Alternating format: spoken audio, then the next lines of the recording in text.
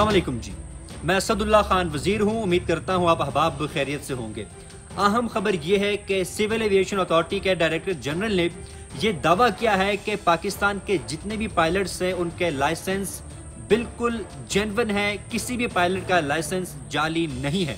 ये अहम दावा उन्होंने किया है जब उन्होंने ओमानी सिविल एविएशन अथॉरिटी को खत लिखा। उस खत में ये वाज़े उन्होंने कहा है कि पाकिस्तान के जितने भी पायलट्स हैं उनके लाइसेंस बिल्कुल जेन्युइन है और किसी भी पायलट का लाइसेंस जो है वो जाली नहीं है। 104 यानी 104 पायलट्स के नाम दिए गए थे मुख्तलिफ ममालिक की जानिब से जो PIA के जो पाकिस्तान के पायलट्स हैं। जब CAA ने यानी पाकिस्तान के सिविल एविएशन अथॉरिटी ने उनकी स्क्रूटनी की तो उनके जो लाइसेंस है वो बिल्कुल जेन्युइन निकले हैं। तो उन्होंने इस बात का दावा किया है कि पाकिस्तान के जितने भी पायलट्स हैं, जितने भी ATPL लाइसेंस जारी किए गए थे वो बिल्कुल जेन्युइन है और वो सारे लाइसेंसेस जो है वो CAA ने यानी पाकिस्तान की जो सिविल एविएशन अथॉरिटी है वो सारे लाइसेंस इस इदारे ने जारी किए थे। इसके साथ साथ आपको याद होगा कि वज़ीर हवाबाजी गुलाम सरवर खान साहब ने जब बदकिस्मती से कराची में जब PIA का प्लान क्रैश कर गया था उसके बाद ये बयान जारी किया था कि पाकिस्तान के 262 यानी 262 जो पायलट्स हैं उनके लाइसेंस जो है वो जाली है, जिसके ऊपर पूरी दुनिया ने बात की और PIA को शदीद नुकसान पहुंचा, पाकिस्तान की इमेज को शदीद नुकसान पहुंचा। लेकिन हाल ही में जो डायरेक्टर जनरल CAA ने जो दावा किया है उसने बहुत सारे सवालात उठा दिए हैं कि आखिर क्या वजह है कि गुलाम सरवर खान साहब ने ये बयान जारी किया था बग़ैर तहकीक के, बग़ैर तफ्तीश के। सवाल ये पैदा होता है कि पाकिस्तान को जितना नुकसान पहुंचा है उस बयान से, चूँकि आपको याद होगा कि यूरोपियन सिविल एविएशन अथॉरिटी ने पाकिस्तान की जो परवाज़ें थी, PIA की जो परवाज़ें थी उनको 6 माह के लिए मुअत्तल कर दिया था। इसके साथ साथ मलेशिया ने पाकिस्तान के जितने पायलट्स थे उनको वक्ती तौर पर मुअत्तल कर दिया था।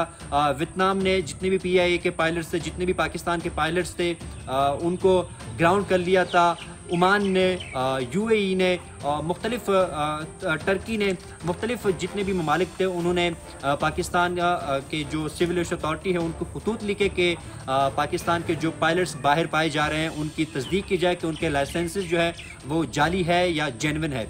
जब उनकी तफ्तीश हुई, उनके बारे में तहकीकात हुई, CAA ने जब उनकी स्क्रूटनी की तो जितने भी बाहर पाकिस्तान के पायलट्स पाए जाते हैं उनके लाइसेंस बिल्कुल जेन्युइन निकले हैं। सिविल एविएशन अथॉरिटी के डायरेक्टर जनरल ने इस बात का भी दावा किया है कि चूँकि इम्तिहानात में इस्लाहात के बाद कुछ कंप्यूटराइज्ड तकनीकी मसाइल थे जिसकी वजह से ये सवालात, ये तहफ़्फ़ुज़ात उठे हैं, लेकिन जो ATPL जो लाइसेंसेस जारी किए गए थे वो बिल्कुल जेन्युइन थे।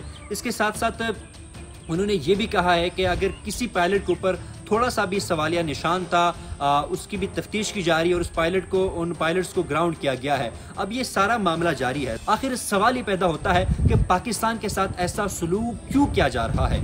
वज़ीर मौसूफ गुलाम सरवर खान साहब ने बयान देने से पहले, नेशनल असम्बली में बात करने से पहले, मीडिया के सामने अपेयर होने से पहले इस बात की तफ्तीश क्यों नहीं की कि आखिर क्या कि वाकई में जो पाकिस्तान के पायलट्स हैं उनके लाइसेंस जाली है या जेन्युइन है। उन्होंने CAA को यानी पाकिस्तान का जो सिविल एविएशन अथॉरिटी है, जो इदारा है, उसको ऑन बोर्ड क्यों नहीं लिया, उनसे बातचीत क्यों नहीं की, इन दोनों ने आपस में कोऑर्डिनेट क्यों नहीं किया इतनी बड़ी स्टेटमेंट देने से पहले।